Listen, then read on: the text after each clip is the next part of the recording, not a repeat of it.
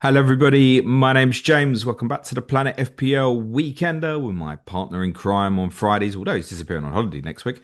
David Hunter is in. How are you, mate? Yeah, I'm good, thanks, mate. I'm in holiday mode, getting there.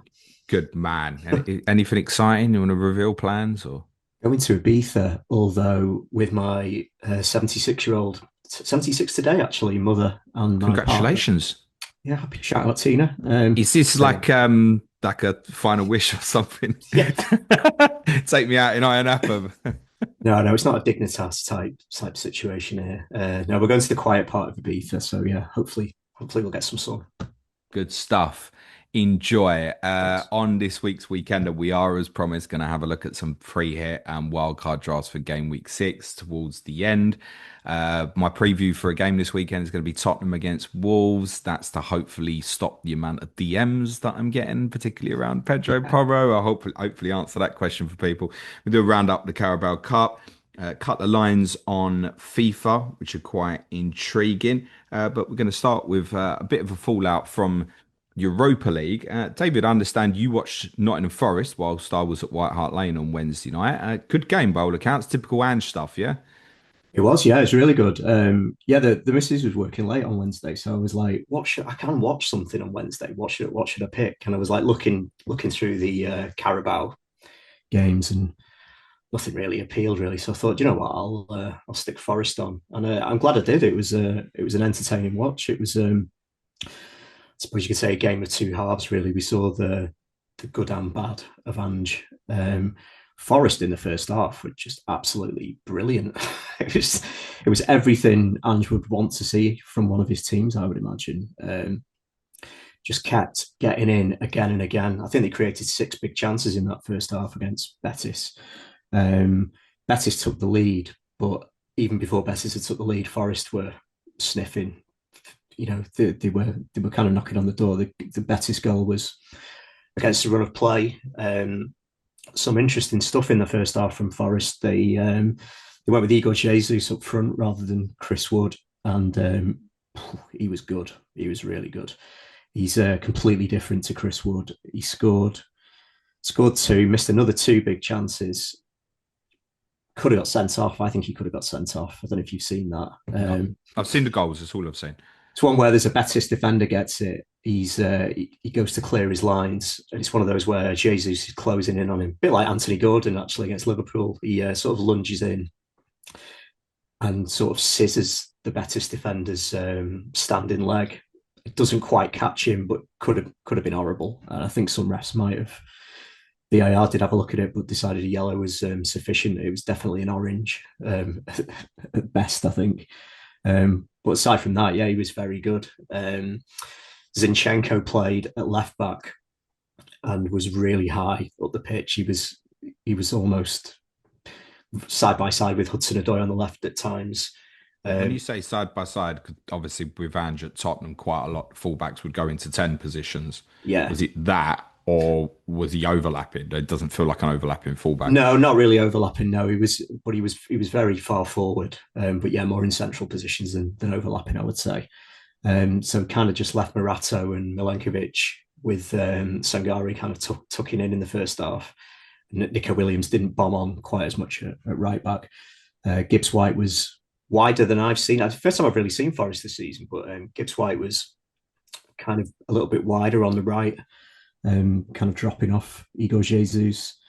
Douglas Luiz played, and he was further forward than Elliot Anderson, which I thought was interesting. Then the second half, it all flipped really. So he took Douglas Luiz off at half time. Now, I don't know whether that was a pre-planned 45 or whether Douglas Luiz, Hamstring tightness was the word that I'd right, heard.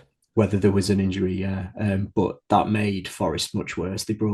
Ange brought Bakwa on, a bit of a system change then, so Bakwa was on the right, and Betis started getting more and more into the game.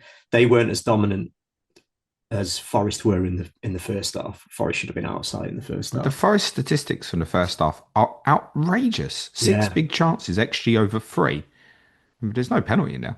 no, they were great to watch. But yeah, Anthony had a good game for Betis in the second half. He was Spinning. No spinning, no. He was their biggest threat in the first half as well. They had some familiar names, Betis actually, because they had like Junior Firpo at left There's back. there's And, loads. Yeah, me and Clates covered off that they had a lot of kind of Premier League, dare I say, rejects ahead yeah, of the Conference League final. Amrabat, I people will remember that remember. they brought on Giovanni Lo Celso. yeah they brought on three subs at half time, including Mark Rocker, who some Leeds fans might remember, Yeah, yeah, yeah. Ricardo Rodriguez, who's plays for Switzerland in every major tournament, it seems. Cucho, the former Watford striker, do you remember him? He was Yeah, he's one of them I'd only remember for FPL because he was pretty cheap. I think I might have even started an FPL season with him as a 5 million yeah, forward, I think. yeah, he was definitely a thing in FPL at one point, wasn't he? But yeah, probably it was no surprise at the end when Betis did get their equaliser. Um, but yeah, I mean, it's a good result for Forest, isn't it? Kind of, they'll be Probably disappointed. disappointed under the circumstances, but they'd have been very Yeah, happy with that, I think, before the game. It's one of disappointed the not tougher to win in games the they've end. got. Yeah, and they should have won based on that first half display. But yeah, it's not a disaster. Good, not quite positive result at the end, I guess. Yeah, no, not at all. That was, I mean, arguably maybe the toughest game they'll have in the section. Certainly, I think at least in terms of away games. Did you mention Pablo Fornals as well? Also, No, I forgot him. Yeah, yeah, also Pablo come on for Betis Adri- as well. Adrian on the bench as well, the former Liverpool keeper. Pellegrini was the manager. I guess questions from myself in terms of someone who's not seen the game. A lot of people will be holding on to Forest assets for just this weekend against Sunderland. A lot of reactions, obviously, how good Igor Jesus was. What would you say to a Chris Wood owner? Well, I think Wood didn't get on at all. Um, Yeah, he brought on Callum Owendo for Igor Jesus, I think. So I guess he's going to go with Wood again at the weekend because he played at Burnley, didn't he? I don't think he was terrible at Burnley. So he certainly had a couple of chances, but there's no doubt. I think Jesus is going to start putting pressure on Wood from now on. Really, very different profile of forward. Few other injury bits. I mean, Milenkovic came off three or 4 minutes to go. I don't think that was tactical because they were under the pump a bit at the time. Forest, you'd want Milenkovic defending that box at the end. So see what Ange says today in the press conference. Murillo didn't play. Don't think he even travelled.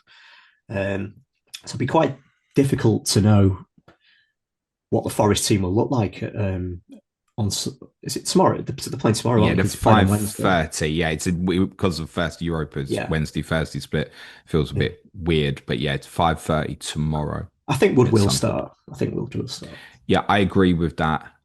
My advice to Wood owners would probably be if he's your full guy for Haaland, who's been pictured in training, shock, horror, Hey. surprise. Triple captain's getting activated. You could hear the sound as soon as Man City put that tweet out of a picture of him. Although a few people did point out that he did look quite hunched as he looked like he was preparing to take a shot, and maybe his back problems were still there. Obviously, if you were sacrificing Woods for Haaland, then fine, proceed. If you're setting something up like Wood to Gyökeres, I think that's a week Yeah, given the fixtures. And I think under most other circumstances, it's also keep him this week, play. I would be selling immediately yeah, I would. afterwards, basically. So it's whole, and I think that's what a lot of people are planning with most of the Forest assets anyway. On Murillo, Ange seemed to say on Tuesday that he'd probably be all right to play at Betis. Then obviously didn't travel at all. Let's see what Ange says today. But I have seen this script before of, yep, nearly. Mickey van der Ven over the winter period went on like weekly. It's close. It's close. It's close. Played 45 minutes in a random Europa League game and then was like another month. Oh, actually wasn't quite ready. So Murillo may well turn up tomorrow. And as an owner, I need him to do so. Milenkovic, who went off right at the end, we think was just cramp. Oh, right. Okay. Fair. That speaks volumes in itself of the change you can expect from Nottingham Forest if a centre back is now getting cramp in a game that completely dominated in the first half. So, yeah, look, Forest fans, I think, should be infused by that on Wednesday night. They will, I think, dish out a couple of slappings over the next month or two. You remember what Tottenham's goal difference was last year? I don't know. We never hit a negative goal difference till game week 38. Right. Okay. Yeah. Despite When all we the were actually problems. Yeah. winning games in the first half of the season, we were dishing out a few slappings. It will take a little while again for other teams to adjust to Nottingham Forest. I would be holding the assets this weekend in most cases, subject to the team news today. But yeah, with Newcastle, Chelsea, Bournemouth, Man United afterwards, yeah, I would be binning. I watched Villa last night. Okay. I say watch. I did watch it, but I wasn't like laser focused on it. And primarily the team lineup come out, and I thought, well, maybe there's not too much point being laser focused on it because they've not gone quite as strong as maybe I thought they would do. Starting as we mean to go on was the Villa tweet following victory, to which our Villa correspondent Lee Jackson, who was on Clash of Correspondents yesterday, quote tweeted, "Always not well," and it's clearly still not. I would say in the first half they looked better than what I've seen in terms of how they played offensively, but I think Bologna were had an intent to play quite well. They didn't go there and like sit and play low block or anything. So I think Villa have got a real problem against anything that's going to be quite frustrating for them at the moment. And it got really jittery in the second half. And from the FPL perspective, Rodgers, again, I have to say, I'm sorry, really wasn't good. So he got ironic cheers, didn't he, when he made Yeah, a that's successful exactly what pass? happened. Although Yeah. I don't think it. Some people get ironic. You know, like goalkeepers, like will catch a ball or something. They keep punching it, and they catch one. You get the ironic cheers, Yeah. and that's a bit like it's almost like sending a message of, yeah, could you do that a bit more often rather than keep punching the thing? With Yeah. that last night with Rogers, in the last 5 minutes or so, he had three opportunities, I think, to potentially release someone to play in behind. And each time the pass got intercepted, and he was being quite ambitious with the pass. There was occasions he probably should have kept carrying, for example. And I think it was just the fact he then did a turn right towards hitting the 90-minute mark and played a pass out wide. And it was like an ironic cheer that he'd got it right. But I think it was more like just an influence of you had those three opportunities previously and they all went wrong. And it was a bit frustrating because it wasn't like they were 3-0 up, they were 1-0 up. So you were giving the opponent the ball back. So I think it was a little bit mixed. But yeah, that was an ironic cheer. Um, Surprised he didn't get taken off. It's not Yeah. playing well. Yeah, I've got him. I've still sat there with Rogers and Watkins, and I am just going to keep him for these two games based on what I want to do. But I'm expecting nothing if I'm totally honest. Watkins obviously missed the penalty Yeah, last I've night. seen that. Yeah, And it's a penalty that he's kind of rolled it straight down the middle. He's not good at them. I've he's said not. this before. All this, oh, is Watkins going to be on pens and stuff? As someone who has owned him and recently sold him, I didn't particularly want Villa to get penalties anyway. He's now, I think, a 50% strike rate from penalties. That's dreadful, isn't It's it? so bad. Yeah, Um, it's a good job England didn't go to penalties in the Euro final against Spain because you might have been even more heartbroken than you were on that particular night. Yeah, Villa need Tielemans back for penalties. They need Tielemans back anyway because of missing creative spark. Um, I think the interesting side note from the Villa FPL perspective last night was Harvey Elliott didn't get on. I saw that. Yeah, I don't know. I don't know if that's because they think that he's off it from a fitness perspective, or it's right. You're going to start and you're going to play an hour plus on Sunday, so we'd rather save you for that. I'm surprised they didn't give him 10, 15, something at the end. I think, yeah, he probably is. For those who went Elliot early, and I know a few did last week, I think you probably just continue with that and yeah, keep your fingers crossed. Rogers, I wouldn't be concerned about the minutes last night. We know he's Mr. Indestructible. Watkins obviously will start, and it's probably good news in terms of thinking about the following week when they play Burnley as well. So yeah, most cases it's going to be obviously hold for the next two and then bin, but yeah, not right. You can feel it. There was like a nervous anxiousness in the ground. Some of the defending felt a little bit anxious. Bizzo's ended up making like a really important save, pretty much almost like last kick of the game. Bologna again, for similar for as it was for Forest, will be one of their tougher games in the section. So the result was more important. I guess probably similarities with Tottenham's performance against Villarreal last week, and we wouldn't be overly critical of that, but that's because Tottenham are winning games at the moment where obviously the pressure is very much on Villa. I do think they'll probably win Sunday, actually. what I saw last night, I think, yeah, they'll probably just about have enough to beat Fulham at the weekend. So, yeah, I'd probably, if I was stuck on the Villa assets, I would hold. Obviously, again, if you're sacrificing Watkins for Haaland and stuff, like, yeah, I'd probably just get it done. He looks so short of confidence. Yeah, feels like two massive games for Villa, doesn't it? Coming up, It is because, as yeah, discussed on Clash of Correspondence yesterday, afterwards, is Tottenham away, City at home, Liverpool away, and then Bournemouth. yeah. And at Just which point, if they don't win the two home games, do we start yeah, asking a question? that's it. Just because it's fun to do. Who was in goal last night, James? I mentioned it, Mark Bizot. Marco Bizot. If you want to say it 3 times, make sure you pronounce the T by the time you get to the end. I'm sure Emi Martinez will be in goal at the weekend. They played around with centre back, left back again last night. So Torres played, Matson played. I spoke about it on Monday. I think that's probably the right setup for them. But Tyrone Mings probably is really important from the organisational sense. But I think with these two home games, they probably play Torres. They should, in my opinion, play Torres and Matson. Yeah, progressing the That. ball. Yeah. I'm not convinced that they will. Cut the lines on FIFA. One is relevant. This might be a weird kind of segue. One is a little bit relevant to Villa. So FIFA, we're going to talk about them potentially expand the World Cup in a second, but just a line on, we believe that there's going to be meetings next week, which we'll keep an eye on from a news perspective, of potentially suspending Israel from football competition. So that would mean they're in Italy and Norway's group. I think they're kind of challenging with Italy for second, actually, and have got half a shot potentially qualifying for the World Cup.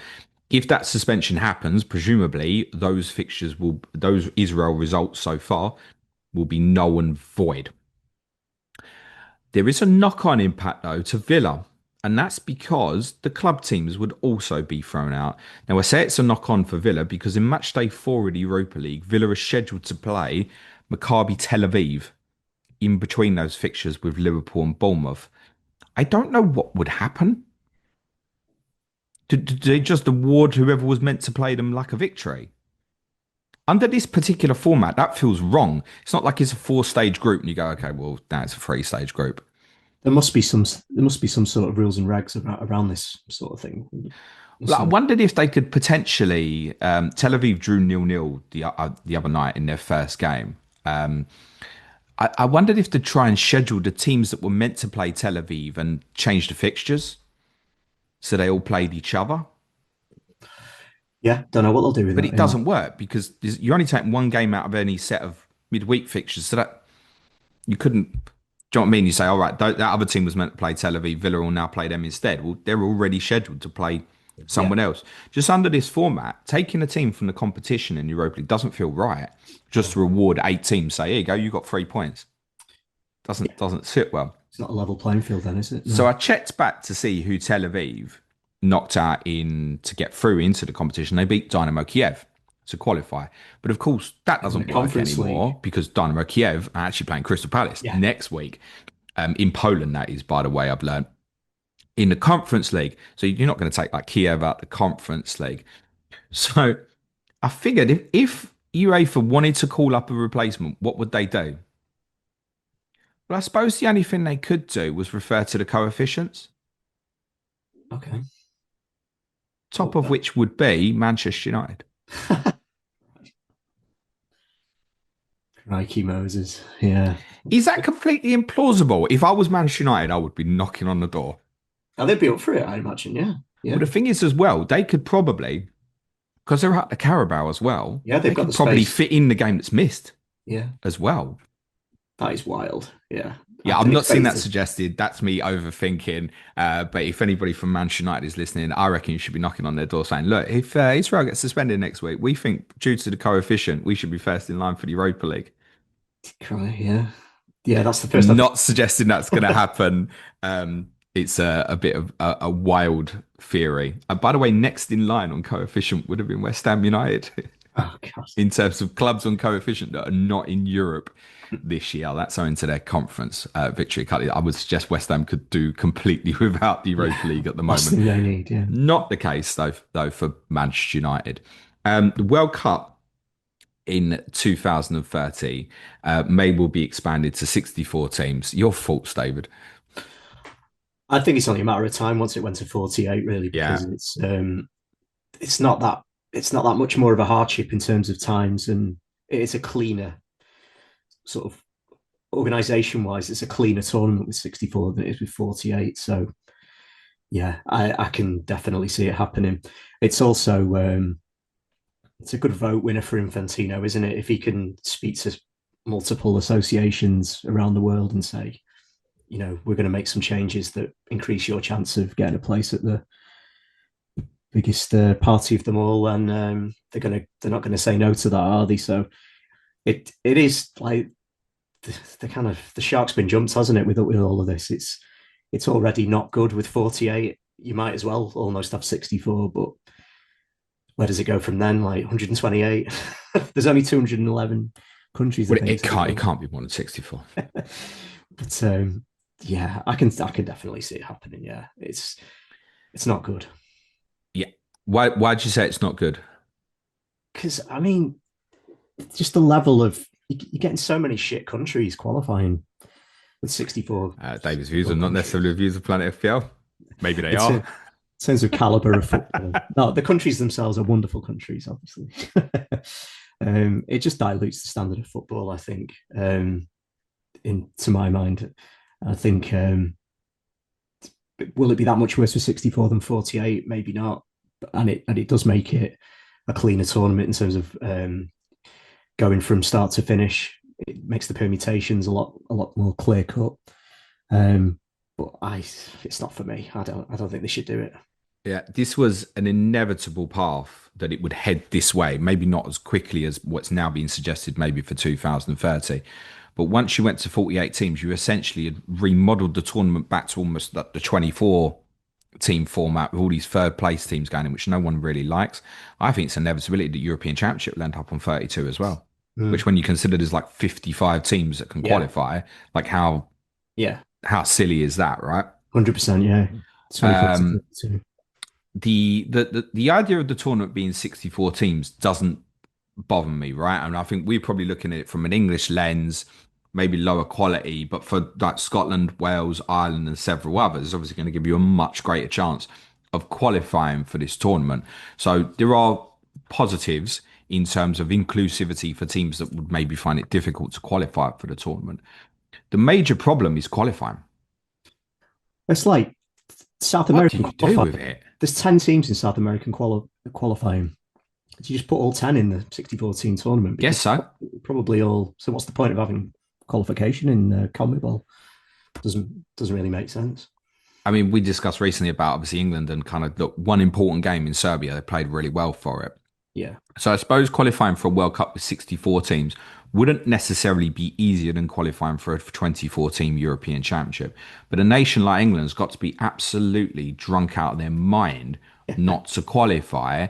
So therefore, you almost say just not bothered. And I've seen a few people already suggest, should you almost like scrap qualifying for 10 to 12 nations who regularly do so and not bother with it, and maybe have them play each other in more lucrative games and form even almost like a league or something. maybe so.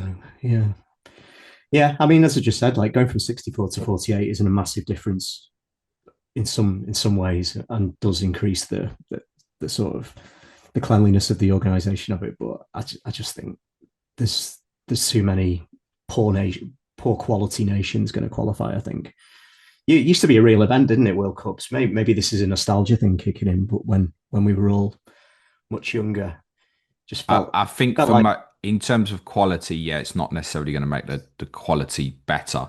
And I like the fact, by the way, that in the 32 team tournament, you just about get away watching nearly every game. yeah, I was just going to say that you would want to watch and probably could get away with watching every single game that you play. Absolutely no chance in a 64 team Absolutely format. no chance. Yeah, even if it was in Europe with the time difference and stuff, you just wouldn't get across it all. I say no chance.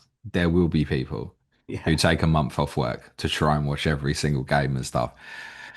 Yeah, I wouldn't advise it. You'll get, and it's interesting if you think about, so a 64 team tournament would obviously be 16 groups. yeah, We've moved to a model in the Champions League where we're obviously having more high profile games in the group stage. In the World Cup, you are highly unlikely to get a really big glamour game in the group stage of the World Cup now. yeah. It also means, in terms of hosting World Cups, you're either going to just have all the time multiple countries hosting it, or just have it in America every three tournaments or something. Like the standalone hosts probably going to be a thing of the past if the 64, Oh, don't 64 rule out teams. Saudi and Qatar are just building some more venues and stuff, David. I wouldn't Yeah, rule it out. But yes, that is a knock on yeah, for, say, like an Australia, who's one I've long said they deserve the right to have it at some point. How many stadiums have you potentially got to build? yeah. Is it cost worthwhile? No, probably not. No. So yeah, so some of the nations that have had World Cups, yeah, you're probably just looking at the biggest ones in terms of hosting tournament. 64 nations or 63 nations entering into your country. Basically, we had it. Yeah, It's a lot, isn't it? it is. Yeah. That'll really piss some people off if we ever have it. Stop the flights. Right. Let's talk a bit of a Carabao Cup roundup. Firstly, David's Liverpool Tuesday. I was going to say good, bad, indifferent, or should we just talk about Ekateke? Indifferent. They didn't play well, Liverpool, but I wasn't particularly surprised. It was a kind of, I think with a lot of Premier League clubs this week in the Carabao, it's kind of massively rotated teams who've not really played together before. So it's hard. It is hard to play well, even if you are playing. You know, in our case, we were playing a championship side. It's hard. It's hard to play kind of cohesive football in occasions like that. I don't know whether you were the same on Wednesday. So I didn't have massively high expectations. But yeah, Isak got his first goal.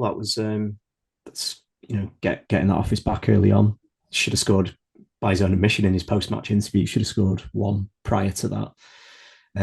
Chiesa was fantastic. Probably had his best game for the club. I want to say. Um, really busy, just the ultimate team player. There's kind of a growing kind of groundswell of opinion that Chiesa should really be getting more game time now. Maybe even for stick him on the left for Gakpo at some point. He's adept at playing out wide. He just gives everything for the club. He was probably our best player on Tuesday. Um, Leone had a really good game. Unfortunately, he's done his ACL, so that's that's horrendous for him. Don't know how long he'll be out for. Um, Keeper was tidy enough. Mamadashvili in goal. I thought he dealt with everything really crisply and did his job very well. Um, I suppose I've got to address Ekatike at some point, haven't I? Yeah, get on with it, mate.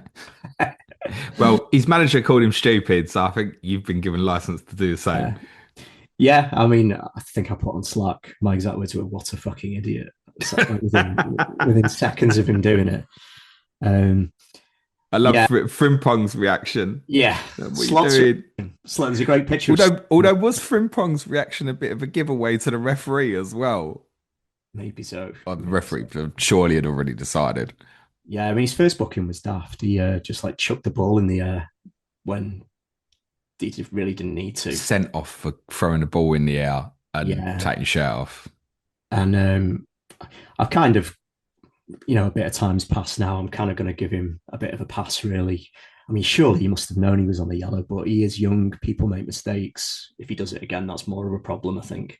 Doesn't help us for the weekend. Um, but I think I've seen enough of Hugo in this short amount of time to think that there is a bit of ego about him, which I don't have a problem with, actually. Some of the best players do have an ego. He's not lacking confidence in his own ability.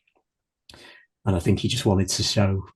I mean, it was an absolute tap in. Like, it wasn't worthy of the celebration. Chiesa did all the work for it. But I think he maybe just wanted to say, "Look, I am here," even though Isak's had his goal. Whether there's a bit of amateur psychology that I'm Well, reading. he's certainly reminding people that he's there. Yeah, Blimey. well, he won't be there tomorrow. Yeah, he was an idiot, but I think he knows he was an idiot, and he will certainly be reminded that he was an idiot by his manager. Let's hope he doesn't do it I again. think there's plenty of players there. I was listening to Robertson, obviously, did an interview after the game with Isak. Yeah, You can see Robertson's steam coming out of his ears, but like hiding it quite well. It's like, yeah, oh, yeah, he's going to get told. I don't doubt that. I yeah, think yeah, it's such a bad decision to do it that. I mean, to be fair to the lad, he's going to be feeling terrible about it. He He did must be. apologise on Instagram later on. But he rather amusingly said, I was just so happy for my first Carabao Cup win. I think he said. It's like, it's not really a thing, mate, to be 4 yard What open line can I Carabao Cup. use? What Yeah. does ChatGPT say about this? It's massive Oh, in France to Carabao. yeah, big up your Carabao victory. Look, your club has a good pedigree in the Carabao. Maybe he grew up watching you in that tournament and was Yeah. desperate to play in it. What would you say, Isak X Mins for Palace tomorrow then? I think he does start, but I don't think it's massively beyond the realms of possibility that could he go with the 2 10s like he did at City last season? Could you start with Soboslai and Verts as tens and then Gakpo and Salah as wide Do you know forwards? what? I, I think there's every chance you'll get beat tomorrow. You saying that made me think, well, if he does that, they won't. Yeah, it's not beyond the realms. I mean, depends what Isak's shape is in, really. He's clearly going to get minutes tomorrow, isn't he? After what Ekatike did, but yeah, the natural reaction on Tuesday night was to think, okay, well, probably 60 of Isak, 30 of Chiesa, but having given it some more thought, there are other things that Slot could do. Really tough game, definitely tomorrow. I would not be unhappy with a point tomorrow. I think Palace are unbeaten in 17, is it? Something like that. Yeah, And we that, think Sal's going to be available as well. that includes 2 games against us at Anfield and Wembley as well, where they won't be scared of us whatsoever tomorrow. Nope. So, yeah, I'm expecting a very tough game. Yeah, I genuinely, I think there's a chance that you could get turned over tomorrow. But yeah, I think that setup, Szoboszlai gets them all in, doesn't it? Gravenberch, McAllister as well. Yeah. Verts Yeah, didn't could. play at all on Tuesday. So, If I knew you were going to play like that, I'd go, oh yeah, actually, I think Liverpool win, which is bizarre, isn't it? Because I think Liverpool might struggle with Isak, who I kind of think is the best nine around. Versus if they don't play him, I think they've got a better chance of winning. That's unique. That I take it. The advice would be don't go steaming into Isak. no, I wouldn't do that. He's not got 90 minutes in him yet, I don't think. And he probably won't until after the next international break, I don't think. No, and there's Chelsea away the following week. You've got a game in Turkey in midweek as well in the Champions League. I think the Isak conversation for me really is not too after the international break. For those who've already taken that plunge, like the chances are he is going to start. You crack on at this stage, I assume, but yeah, would warn that it'd probably be frustrating for a little bit. In terms of the rest of the games in the competition, no real shocks. Cardiff fans, before you shoot me, yes, I acknowledge you won at a rotated Burnley. Congratulations. And Everton, we acknowledge you as well. So I suppose you were probably favourites to win at Wolves and didn't. Otherwise, pretty much went to form in the Carabao. Shout out to Diego Gomez and his 4 goal haul for Oof. Brighton at Barnsley, which included, well, one particularly outrageous goal, but it was a couple in there that were phenomenal goals. Unreal. Yeah, unreal goals. Yeah. The draw has thrown up something that I warned might happen. Crystal Palace had the warm ball. I'm not putting accusations at anybody. I'm just saying that I thought Palace might get a tough away draw. And oh, guess what? Just like Chelsea did last year when they were in the Conference League, they've got a tough away draw against Liverpool. The good news for Palace is it's not like they have a difficult away game 3 days earlier in the Premier League as well. Oh, yes, they do go to the Emirates 3 days before in the Premier League as well. The only thing I would say about that particular tie is we know that you will rotate again, David. I think Arne Slots was pretty kind of clear about that in terms of, yeah, okay, if you're at the back end of it, fine, but we will treat this competition to rotate. Yeah. And Palace, under Oliver Glasner, traditionally have picked fairly strong teams in the cup competitions.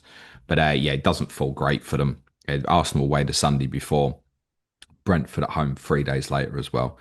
In terms of the knock on for the potential doubles blanks, as per discussed on the Chip Talk podcast, we will have to project at this point there will be no doubles or blanks in the first half of the season because, as the odds would say, we would have to project that Liverpool will beat Crystal Palace in a home cup tie. They will obviously be favourites. So this is now not a conversation until Palace shock everyone and win at Anfield, which is not beyond them. No, it's not. No. The draw itself has thrown up some interesting ties. Chelsea go to Wolves, Manchester City go to Swansea, Arsenal, Brighton play each other. It doesn't land brilliantly for Arsenal in terms of the timing. Crystal Palace at home, as just said, Sunday before, and then they go to Burnley on the Saturday. But Arsenal's rotated side looks a lot better than most at the moment, as you'd probably notice from their lineup at Port Vale. Bukayo Saka, we believe, is fine, by the way. And Brighton have been heavily rotating for their game so far, although they have won 6-0 in both of those ties. The one that it's fallen particularly badly for is my lot. Newcastle Way is an absolute disaster draw. Yeah. It's a particular disaster draw because of our schedule around it. We go to Everton on the Sunday, 3 days before, which is after a Champions League away game. Monaco the midweek before that. And then we have Chelsea at home on the Saturday, and then another Champions League game the following Tuesday. The following week, we have Manchester United on the Saturday lunchtime. Yeah, Newcastle away was in terms of like strength of opponent, and Newcastle been quite a strong team against Bradford in midweek. Was an awful draw for us. And Newcastle play on the Saturday before that tie and the Sunday afterwards. Brilliant, fantastic. Do I go and waste 150 odd quid by going up there? Yes, probably. I was just going to say some mileage for you, that isn't it, around that time? We've also got Newcastle's a midweek away game in December as well, also around an even worse schedule that happens for Tottenham in November, December. Segue though, I said I would talk about Wolves at Tottenham this weekend as kind of a preview fixture. For those of you on YouTube, what you're looking at the moment is the two teams' lineups in the Premier League last weekend. So Wolves kind of more traditional, what we know with them, back three, two wing backs, two central midfield players, and then kind of almost two wide tens off of Larson. Kind of strongest side, bar question marks about Andre and maybe the wing back positions and where's John Arias at the moment. Tottenham did something a little bit different last week at Brighton. Lucas Bergvall played a really wide central midfield role where within possession he was moving so far right. Go and have a look at his heat map for anyone who wants to have a look at it. They were trying to move Kudus into more central areas on occasion, though Kudus is still very much holding the touchline. And Richarlison was really leaning towards the left. It's kind of a la stuff that Brighton do, actually, where they pair two of their attackers to each side. I don't know if that was something specifically for Brighton, but Archie Gray in the first half for Tottenham against Doncaster performed kind of a similar role, but constantly making runs in behind, in between Tell, who played the nine, and wide player, which was Brennan Johnson on Wednesday, sorry. These lineups, bar kind of a couple of individuals, there's nothing particularly to speak of here. It's more reflection of the Carabao Cup lineups in midweek has caused a little bit of a panic now for some fantasy owners of Pedro Porro particularly. There is an error on this graphic. I am aware Sam Johnston played in goal for Wolves in midweek. I cannot be bothered to change it all again. What's more intriguing about Wolves in midweek is it looked like they played a back four. So Vitor Pereira, I think, has been chopping things up quite a bit recently, where he basically played three in midfield and almost a front two when they lost at Newcastle. And I referenced that because in terms of strength and opponent, this maybe looks as fairly similar at Tottenham this weekend in terms of that kind of away game against a Champions League opponent. They've obviously played their more regular system against Leeds last weekend, didn't go well. They played a back four in midweek against Everton with two players probably arguably maybe more suitable to fullback these days. I know we think about the Doc as this flying wing back in days gone by, but not so much these days. Hugo Bueno and Dotti as fullbacks. They left out all three of the centre backs that played against Leeds, and they moved Cressy, who's been playing in midfield, back into centre back, and they played him with Santiago Bueno. A lot of the feedback I've seen is that Wolves fans would prefer Cressy to play at the back, i.e., looked really, really good. That's what we thought he was, wasn't he, when they signed him? But we literally spoke about it the first time we looked at him, and I said, I've said it nearly every week. Xhaka, technically, is the player that he Yeah. reminds me of. What also changed for them was they played rather more of kind of an individual single pivot in a deeper position rather than the two kind of 6'8s in João Gomez and Andre. Andre played a really, really deep role. He attempted 50 passes in the game. David, do you know what his pass completion was? Andre, Yeah. 100%. Yeah. Was it? Yeah. Yeah, he's a really good footballer. Yeah, Me and Bradley spoke on Correspondent Week and the importance of Andre and João Gomez being so important to them. But he's been in and out the team, Andre. Like he didn't start against Leeds last yeah, week. it's been But bizarre. maybe that stumbled across a scenario there where, okay, him playing deeper as a real kind of out and out six in front of a back four might be a solution that they look at. It worked in midweek. They played kind of aggressive eights in Bellegarde and Manetzi, who are two players who can join in at the top end. Aris and Huang off of Larson. Larson presumably is fine and will play at Tottenham tomorrow. Tottenham also slightly different to the Brighton game in the sense Xavi Simons, who came on in the 10 position against Tottenham, against Brighton, sorry, did so again from the start. Played an hour, pretty sure that was planned. Really kind of real lean to the left as it was when he came on against Brighton. So Gray had a real lean to the right. Simmons had a real lean to the left. João Paulinho played centre back and played fine. Scored a great goal from a set play. Played absolutely fine. I looked at him and thought, I could see you playing there. Actually, you've got all the attributes to potentially be a centre back, but wasn't tested. Doncaster played all right, by the way. Actually had more of the ball in the second half, which I think speaks to the fact that my team very much went, right, can we stroll through this now? And they did. But I'm concerned that Paulinho played 90 minutes. I'm more concerned that Rodrigo Bentancur played 90 minutes. I really don't understand that personally. And the fantasy managers will be really concerned that Pedro Porro played 90 minutes.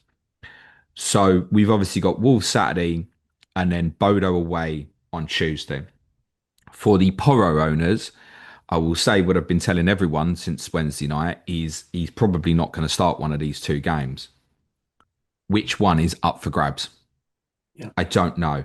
It would speak to all common sense to myself that Udogi will play on Saturday yeah, because they might be treading on his recovery. It may mean that Porro has to play on Tuesday and Spence plays left back Tuesday, right back on Saturday. So what you're now looking at on screen for those on YouTube is predicted lineups for the game, and I don't have Porro in it, but I think it's very much a 50-50. I also don't have Bentancur in this predicted lineup, and it's for similar reasons. There are a few Tottenham players in here we can be certain of, and I'll go through them for the benefit of those who want to free hit this week. Vicario, Romero, Van der Ven, Udogi. Udogi, I would put in kind of the 80 to 90% bracket. There could be something specific where Frank particularly wants Udogi to play in Bodo. That's the only reason why he wouldn't start this game. I think Paulinho, having played centre back, probably plays rather than Bentancur. Bergval will play. As said, I think Simmons was a intended 60 minutes. I think he will play. Mohamed Kudus will definitely play. Richarlison, as long as he makes it through training today, which is never a guarantee, will start. Brennan Johnson, I suspect, might get the nod on the left for this one, bearing in mind that Wilson Odobert started the Doncaster game and the Brighton game. you think Tell's not in the Champions League squad, is he? Don't think that makes him more likely to get minutes in this one because he can't be used on Tuesday. Could start off the left, Yeah, maybe. We also, at the moment, we think that Davis has trained. And it's worth saying and also acknowledging, obviously, Ben Davis, I'm pretty sure, would not start against Wolves, but could play left back in Bodo. yeah, So then that makes Udogi even more likely for tomorrow under that particular circumstance. Then it's Spence or Porro for tomorrow. As I was saying, Jed Spence obviously also started on Wednesday. So it could even be that at the moment, because he's rotating quite a bit, he's doing quite well with it at the moment. It could be that it's down to, right, let's have a look at recovery.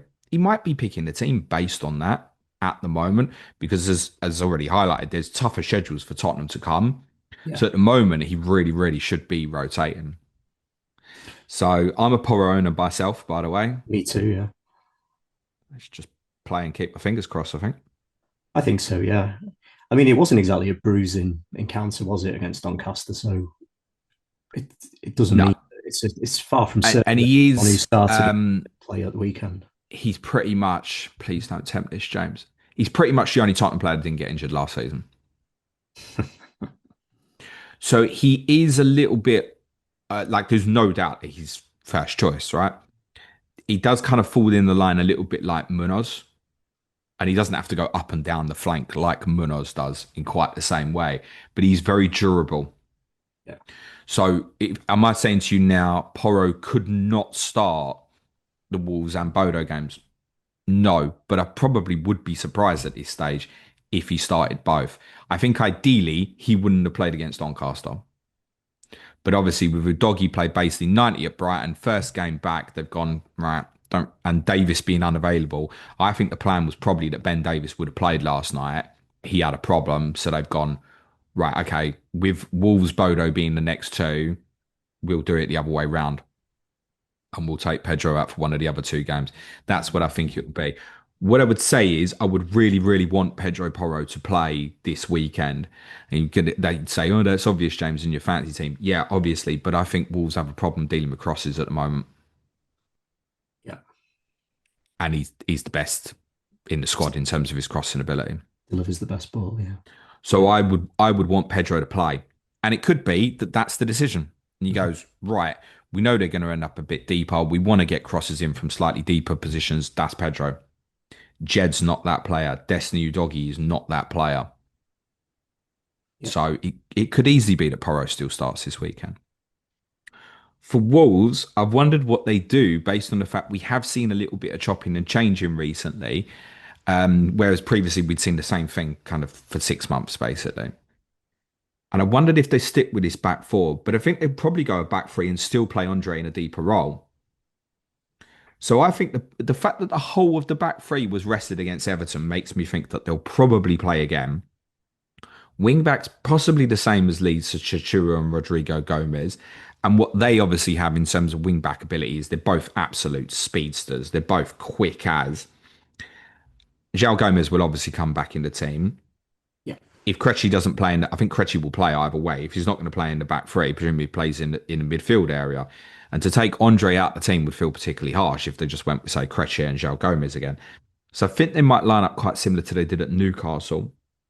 And then probably looking at maybe Hwang off of Larson. And I wouldn't be surprised if he's got some sort of man marking role around if Tottenham played with kind of a single pivot more as it's been recently, that he might have that role of perhaps dealing with Paulinho or Bentancur or whoever plays that role.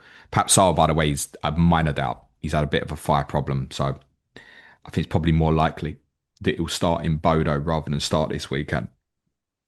So not sure what Wolves are going to do. And I wanted to highlight that as well because as we're going to discuss, Tottenham players I think will enter most free hits this week. We should acknowledge that I think there's suddenly quite a bit of unpredictability about A, the Tottenham lineup, and B, how Wolves might play. Yeah. It could be different to this.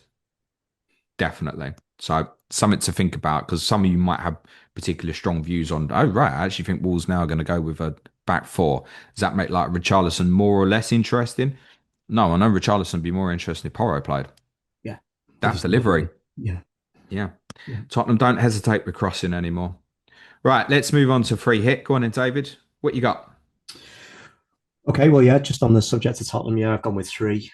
So for the benefit of the audio listeners, I'll read it. I've got Vicario in goal, Romero, Tarkovsky, and Gvardiol at the back. I think it's our old theory about West Ham at set pieces, isn't it? That makes Tarkovsky quite appealing this week. Midfield four of Illiman and Dye, Elliot Anderson. Managed to squeeze Salah and Haaland into this. So I've got Salah, vice captain, Reinders, front three of Richarlison, Joao Pedro, and captain Erling Haaland.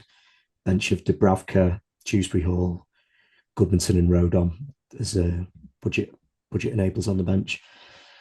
Yeah, there's quite a few directions you can go down for free hit this week. There's a few quite appealing looking fixtures. So I've gone with 3 Tottenham, 3 City, and then try to manage to get Salah in there and just work from there, really. So, yeah, this is a free hit that I really like the look of, actually. I think might not be a bad week to use it if the time is right for you.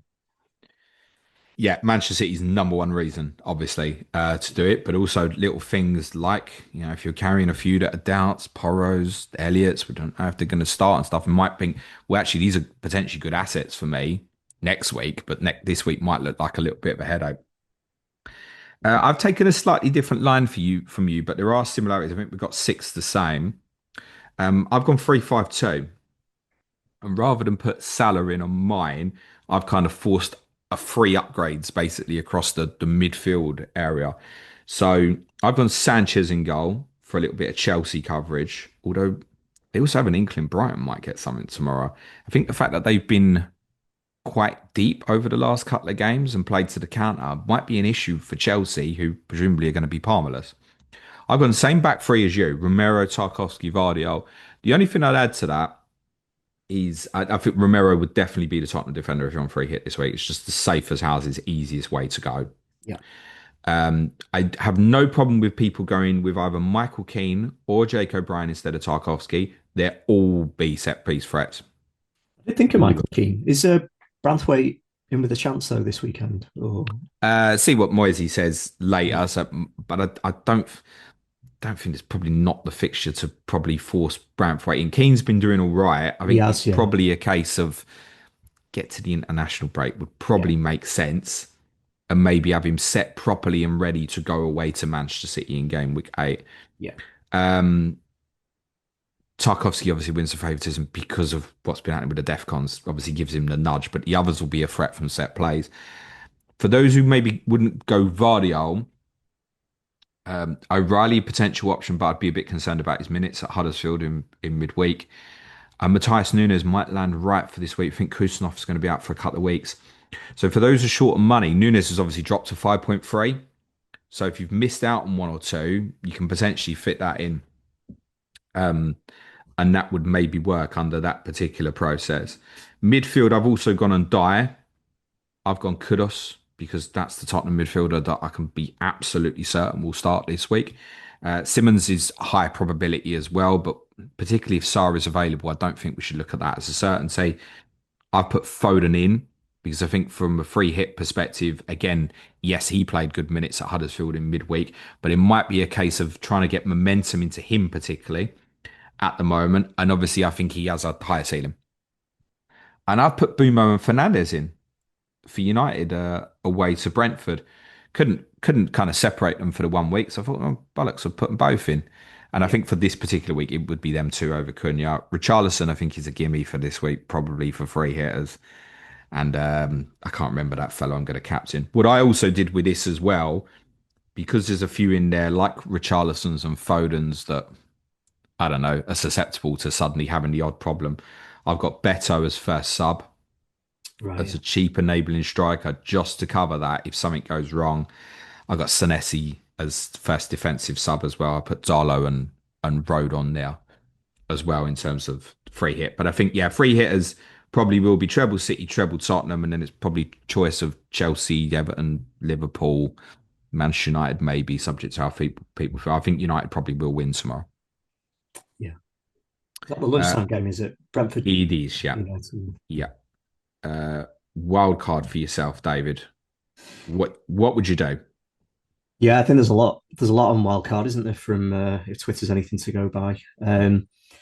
Yeah, I so what I did with this is I did it with a view of maybe bench boosting in game week 8 or 9, so more 9 to be honest, because Dewsbury Hall's in there and they've got City away in 8.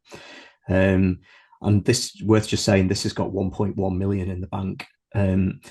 The reason for leaving money in is I've only got 2 Arsenal and 2 Chelsea at the moment, and I think there's maybe time 1 or 2 weeks to wait for exactly who you want for Arsenal and Chelsea. So just for the benefit of the audio, I've got Petrovic in goal, Romero, Virgil, Gabriel, Reinders, Caicedo, Bruno Fernandes, Semenyo, Gyökeres, Joao Pedro, Haaland, bench of Dubravka, Dewsbury Hall, Senesi, and Estev. So yeah, with a million in the bank, what this allows you to do is I think Bruno Fernandes will be competitive with Saka over the next couple of weeks.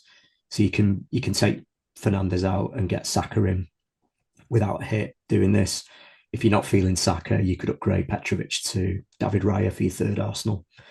And have left that second Chelsea spot open. Palmer being injured has kind of muddied the waters a little bit with Chelsea, I think. Yeah, there's lots you could do there.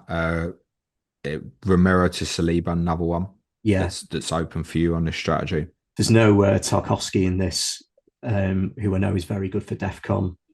There's no Ndai. I think it sounds like the analytics community are quite high on Ndai on a wild card. Um, yeah, I quite like this. We've done wildcard drafts since this show started, really, haven't we? And I've never really been feeling it, but this is the most I've looked at this and thought, yeah, this is 9 changes to my actual team and looks much better. But I'm on the same path as you for wildcard. It won't be until 13 unless shit hits the fan. But yeah, I quite like this, and it gives you a little bit of wiggle room to get your third Arsenal in a couple of weeks, and would be an attractive potential bench boost if you still haven't used that. So if you were looking at 9 for bench boosts, just trying to what Bournemouth got that week. Trying to Forest at think. home. Forest at home, so that's okay. Yeah. Burnley have a decent fixture. Everton, Sunderland, is it Sunderland away? You've got Tottenham yourselves. at home. Yeah, Sorry, Tottenham at home. yeah. I should probably know that. You could Um, stack instead of Dewsbury Hall. They've got Leeds have got West Ham at home in nines if you wanted to do that. yeah, I get the wanting of having Dewsbury Hall maybe because you've not taken an die route here. Yeah, And I totally get the putting the Rangers in. You wouldn't have been able to stretch. Would you have been able to go Casado to and die here or not? but you'd have obviously left no money in the bank to do that. Yeah. No, I don't disagree with that strategy, David. I spoke in the week about kind of leaving, yeah, particularly the Arsenal. So it's like double defense, double attack. They're probably leaving it the extra week actually to make probably the right decision. Maybe next week, I don't think would be the worst thing in the world. My team's not that dissimilar to yours in terms of what I went for, David, but I don't like it. Okay. Don't like it. Nah, nah. I'm wild carding Man City got Burnley at home. I've only got 2 there. It's just no. Yeah. But it's not. It's a City problem. So what I said I would do is look at setting up a team to bench boost for game week 8 or game week 9 on the basis of having Leeds and Burnley defensive coverage. Reason for that being Leeds play Burnley away in 8, West Ham at home in 9. Burnley obviously have the same fixture against Leeds in 8 and also have Wolves at home in 9. Aiming for 8, but if something goes wrong, you have the fallback option for 9. And something could go wrong for 8 because it's after an international break. Oh, is he going to come back and play in time? Something could obviously go wrong. So there's a get out the following week. And I like that because as covered on the Chip Talk podcast earlier this week, I think bench boosts beyond this point start getting quite messy. I'd like to get rid of it for those who own. So the downsides, particularly aiming on this particular strategy of 8 and 9, is it makes Everton assets because they go to City in 8 and Fulham assets because they play Arsenal in 8 and away to Newcastle in 9 not as desirable. So, for those who are going to be screaming in the comments, where's Ndaya, Dewsbury Hall, Tarkovsky, Jockey Manderson, Rodrigo Muniz, whatever you want, this is the reason why I've gone down that route with none of them. I've gone to read it out. Sanchez in goal with Dubravka, the other goalkeeper. Defenders, Saliba. And the reason Saliba over Gabriel is zero point 0.0 in the bank. So it's fairly obvious. And I felt that was a better one to make the sacrifice, i.e., can come back for Gabriel. So can over a 5-6 week period can Saliba outscore Gabriel? Yeah, sure. Also, Saliba has had the break recently because of his own injury. I don't think we can be shocked if one lands for Gabriel at some point. Although Hincapi has a minor problem at the moment as well. So back guys, Saliba, Virgil van Dijk, Senesi, Rodon Estev. Midfield, I've put Saka in as the second Arsenal player at the moment. As a consequence, I've put Bumo in as a bit of a differential punt rather than Bruno Fernandes.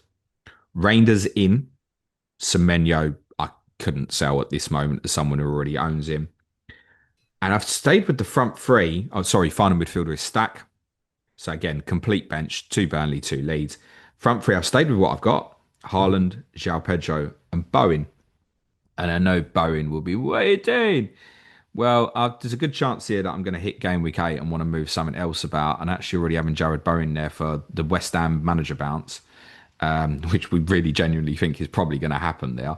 I don't think is the worst thing to have at all. Actually, game week 8, if not for Haaland, looks quite ugly for captaincy. It's not great at all. And it's one of the reasons why 8 looks okay in terms of a bench boost. So And to show you on screen how this would look for in terms of game week 8. And I still think, am I going to pick Stack away to Burnley rather than Bumo away to Liverpool? I don't think I am. So I think it is still those weakest guys. Am I going to pick Estev at home to Leeds rather than Senesi away to Palace? Not particularly. So I think those enabling guys, the kind of the four weakest, if you will, stay on the bench. And it's similar story for nine. Nine doesn't feel quite as good because it's a Burnley away game rather than a home game. But the consequence is Leeds are at home now instead, and obviously Burnley are at Wolves. So in terms of away games, it's one of the better ones, and that one is absolutely clear that none of them, despite that, would get in the team. I Yeah, think if you look at the game week 9 team, there is no way I would pick Stack over any of those starting, even though the two City players go to Villa. I just wouldn't. yeah, I agree with that. So that's just I don't like it, by the way, for clarity. I like it a little bit better than the draft I looked at last week. But I wanted to show that because I'd referenced it as an idea, as a dual bench boost setup for 8 or 9. Whereas the one you looked at, I actually probably like your team better, David, because the specifics about Everton but only leads you to one particular option, really, which is game week 9. Yeah, 8 just psychologically looks rougher with Everton away to City. yeah, agreed. All right, cheers, mate. Anything else, David? No, mate, no. Have a good weekend. You too, mate. Very best of luck at Selhurst Park, and I wish me the very best of luck at White Hart Lane tomorrow night. By the way, if anybody wants to buy a ticket next to me for the game tomorrow night, you need a client reference number. You need to be a member at Tottenham. But if I may suggest you block 529 row 6, seat 90. 5 or 9. Oh, I can't remember now. One or the other. One of them's near me anyway. Buy a tea. Come and watch the game with me if you're a Spurs fan. Differential show coming up shortly for patrons as well. Team news stream for advanced tier patrons. Just a shout out. Can't confirm the time yet because I'm a bit of daddy duty this afternoon, but it's probably going to be about 5 o'clock, 5:30.